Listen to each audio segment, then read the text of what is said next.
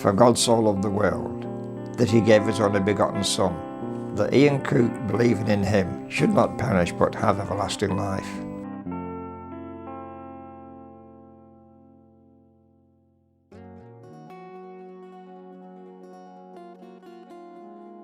Oh well, that was the day of days. That thing was, you see, I'd been brought up in church by my parents, baptised in church, confirmed in our Church of England system, which means you can then participate in the sacramental life of the church and do other things you couldn't do before. And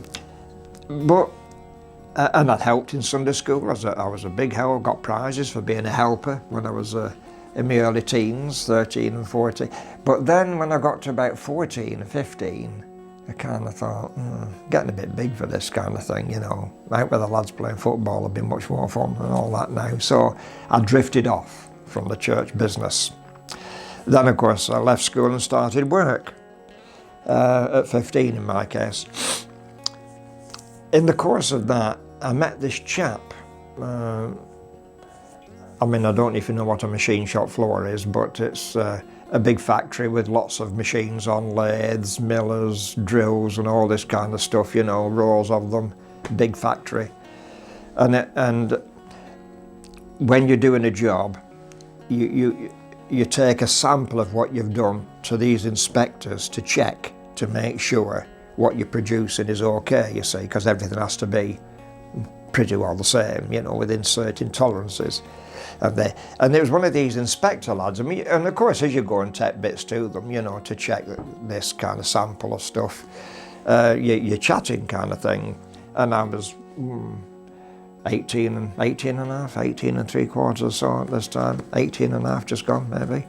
And we're chatting away, and he was a very knowledgeable man. He'd been a reporter and newspaper man for many years and things like this, done all sorts of things. And so we're getting engaged, and I'm kind of trying to impress him, you see, you know. I've read a couple of good books and things like this. And he simply said to me one day when we're chatting away, he was one that always knew the cricket scores, by the way. He was a big Surrey man. That was where he came from originally. And he said to me, do you read love stories? Oh, and I thought, well, no, not really. I said, not really, not my cup of tea, love stories, you know. Oh, well, he said, you've not read the best story there is. So I'm wondering where this conversation's going now, you see. That's gone off my kind of tack. And he said, well, you haven't read the best story there is, you know. And I thought, what's that? And he said, well, the story of the love of God, you see. Something like that, he said. So I then said, well, you know, yeah, I kind of know about that, because I mean, I've been to Sunday school. I knew the story. I knew all the Bible bits and all this kind of stuff. But that's as far as it went. And Nobby said to me, that was his name, Nobby Clark. Sidney was his proper name, but Clarks are always Nobby, you see. It's one of the lingo things. So we carry on chatting a bit, and he said, well, you know, your name's in the Bible. And I thought, oh dear, you know, I don't ever remember seeing my name in the Bible. So he said, go and read John 3:16.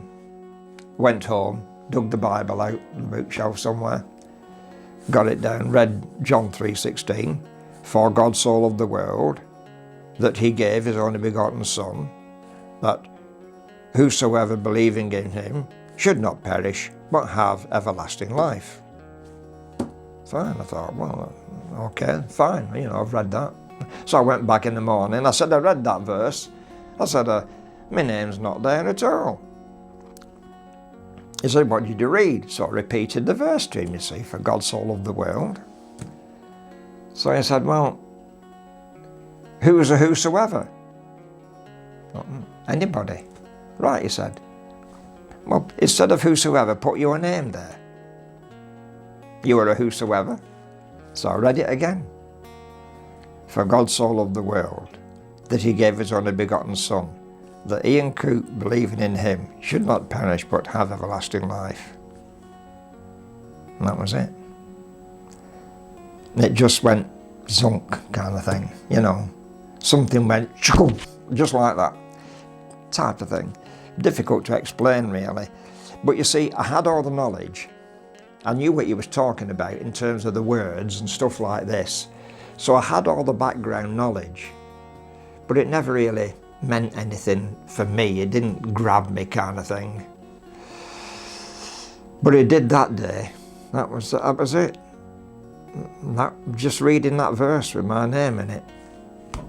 So that's what I tell everybody to do now. Go and put your name in there and read it again.